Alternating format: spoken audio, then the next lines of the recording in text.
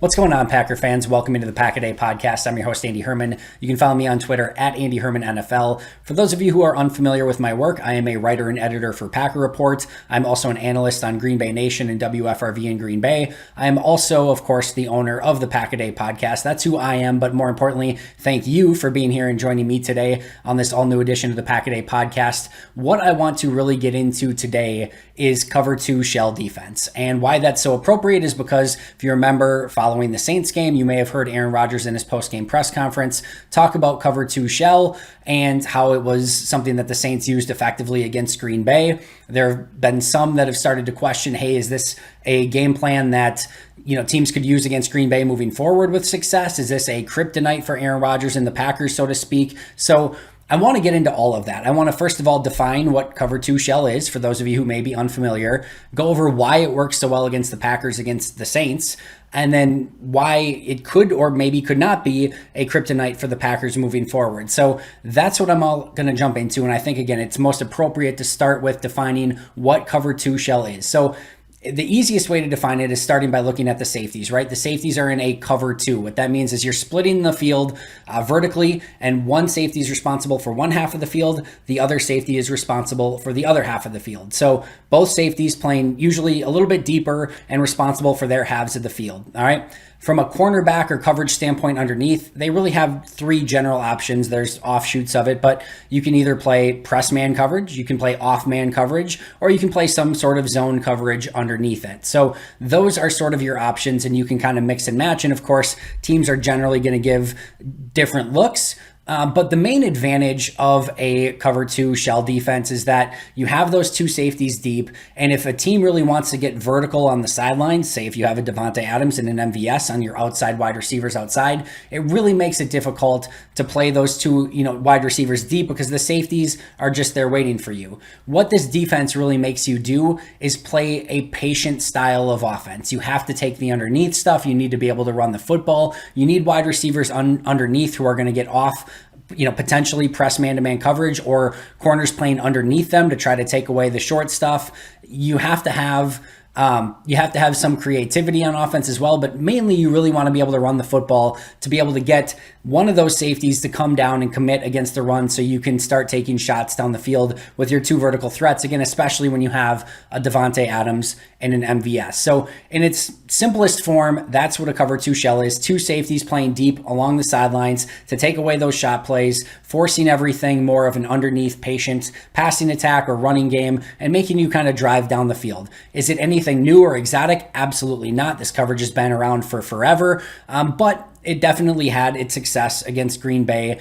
this past Sunday. So I think I still want to define a little bit more about what this is and what some of the weaknesses are. So what are cover two shell weaknesses? Because let's be real here, right? If cover two shell was just this perfect defense, everyone would be running cover two shell on every single play, and that's all we would see. But that's not the case, right? There's no perfect defense. Every single defense has weaknesses that you need to be able to exploit.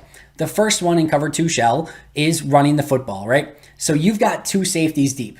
Up front at the line of scrimmage, you're playing basically 9 defenders, if you're including your corners and stuff like that, against 11 offensive players because your two safeties are deep. You ideally, against the run, want to be able to bring your strong safety up closer to the box so that they can help in the run game and help fill gaps and just be able to have an extra man in the box to stop the run. Without that, the offense has a numbers advantage in the running game. So if you have a very strong running game, that's something that you can utilize and take advantage of to try to get that safety up in the box and no longer be, in a strong cover two shell sort of defense.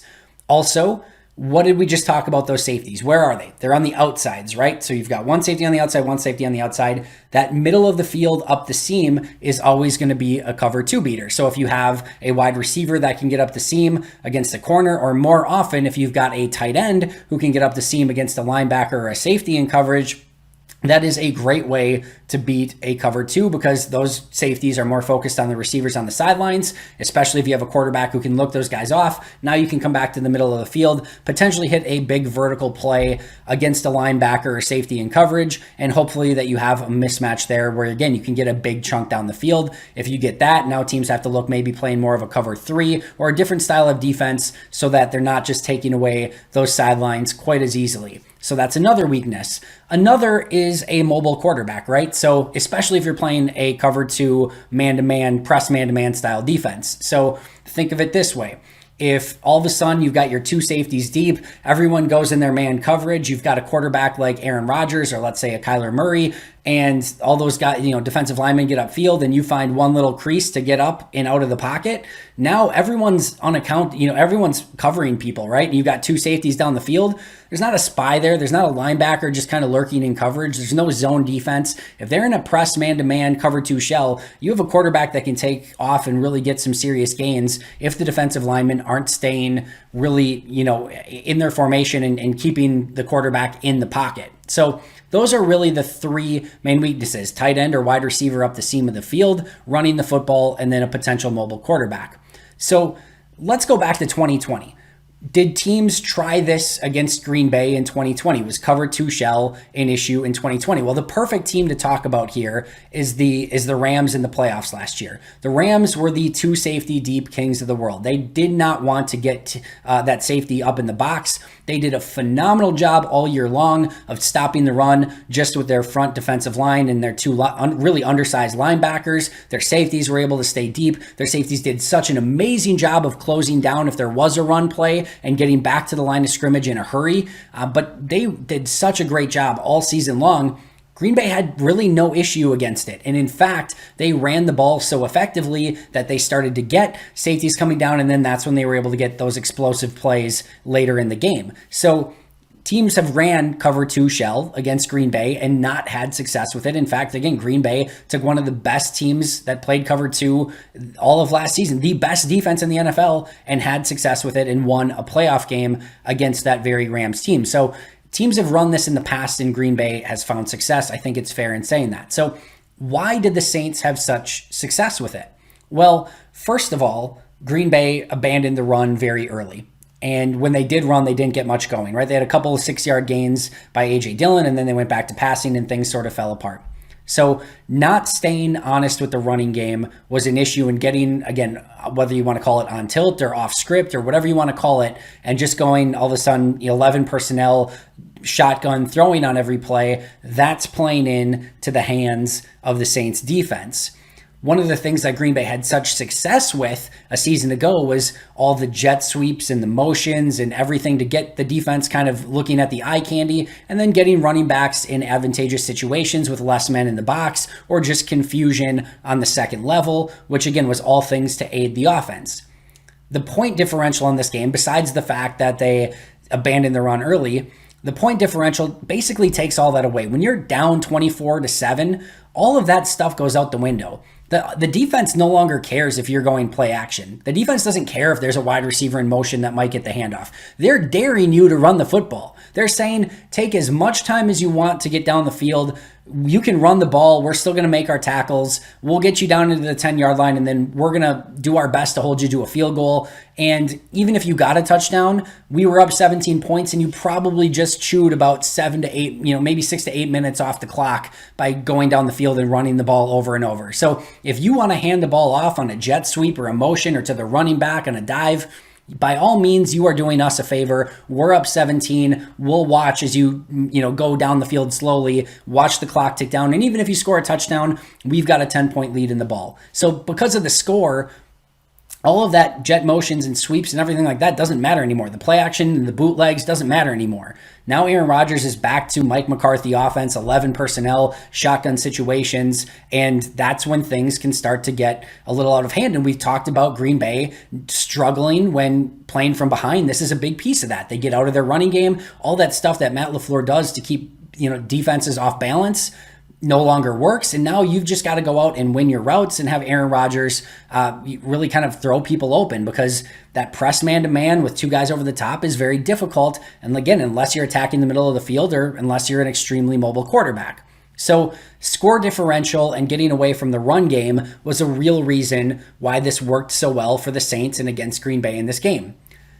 Is it an issue moving forward? Well, I think in order to look at this, we have to look at Aaron Rodgers' weaknesses in comparison to cover 2 shell. So let's look at Aaron Rodgers, obviously phenomenal quarterback, MVP, Hall of Famer, one of the greatest of all times.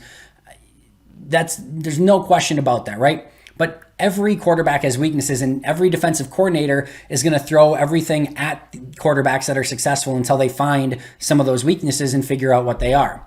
So here are some of the things that Aaron Rodgers is maybe has as a weakness. Some of these are sort of like a strength weakness, but we'll get into that in just a moment. The first is one of those strength weaknesses, and that's he's very risk averse, right?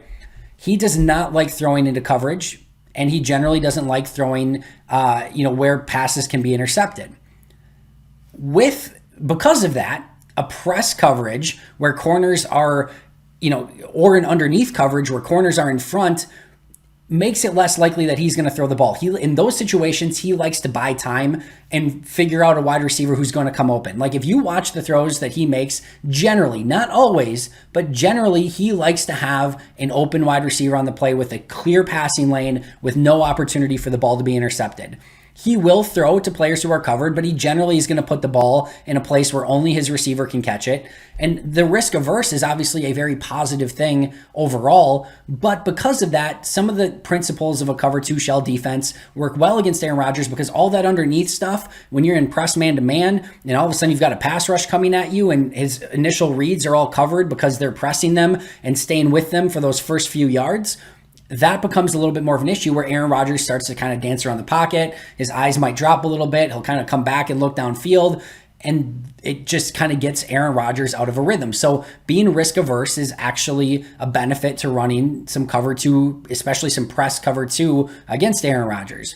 Number two is Rodgers can be a little bit impatient, and we saw that this last game. Now, usually his impatience, when you talk about impatience with a quarterback, you're usually thinking like, all right, he's double covered, but I'm throwing the ball anyway because I think I can fit it in there and we just need to make a play. That's not the sort of impatience that I'm talking about. He's not trying to play hero ball in that extent.